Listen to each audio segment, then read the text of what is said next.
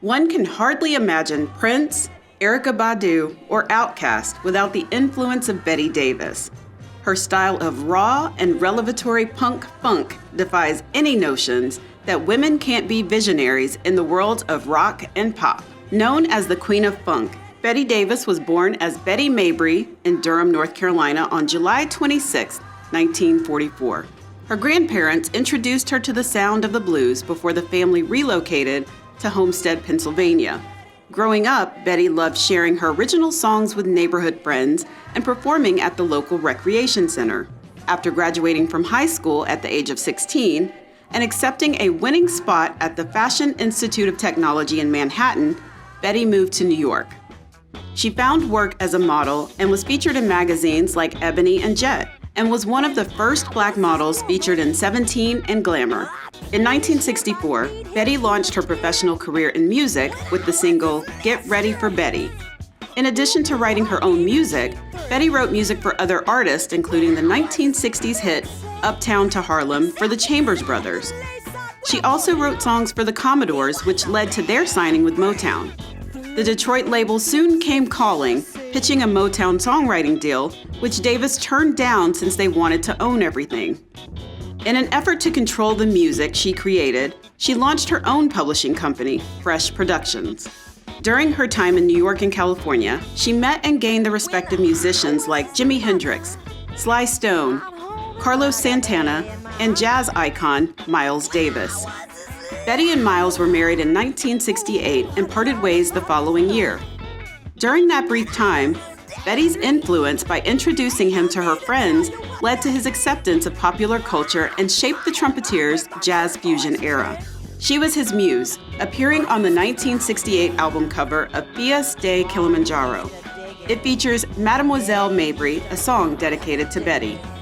Most telling of Betty's musical influence can be witnessed on the Columbia years, recorded in 1968 through 1969, and was unearthed and released in 2016 by Light in the Attic. The album showcases Betty's songwriting and arranging skills. The session includes members of the Jimi Hendrix Band, Herbie Hancock, Wayne Shorter, and Miles Davis. On the album, he and Betty can be heard discussing the music's direction for the recording. In 1971, Betty Davis spent several months in London to pursue modeling while she continued to write songs. Upon her return to the United States, she had every intention of recording songs with Santana and the Commodores, but when those projects didn't work out, she organized a group of funk musicians and recorded the songs under her own name. She released her first album, the self-titled Betty Davis, in 1973.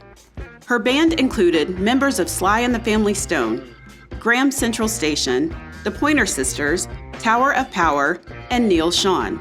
She went on to release 2 more studio albums, They Say I'm Different in 1974 and Nasty Gal in 1975. For her second and third album, Betty herself was the producer. This marked the first time that a Black woman was solely credited with writing, arranging, performing on, and producing her own full-length album. She recorded 2 more albums, Is This Love or Desire and Crashin' from Passion, releasing in 2023 by Light in the Attic. Along with taking control over the production of her albums, Betty brought in a new team of musicians. Touring band, North Carolina Funkhouse, consisted of her cousin, Larry Johnson on bass, Fred Mills on keyboards, double platinum artist Carlton Morales on guitar, and her cousin Nikki Neal on drums. After following her dream in fashion and creating and performing music, Betty was heartbroken after the death of her father, Henry. She left the music industry and returned to Homestead, where she remained for the rest of her life.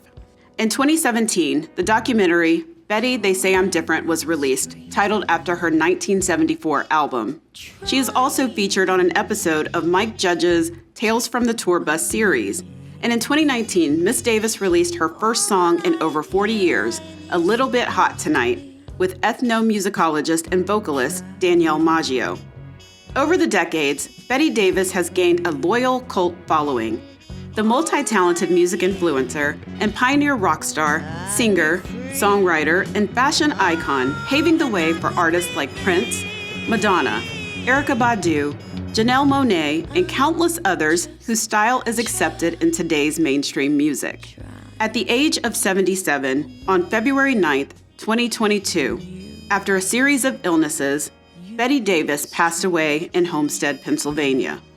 Her light still shines as the Queen of Funk and continues to inspire artists in every genre.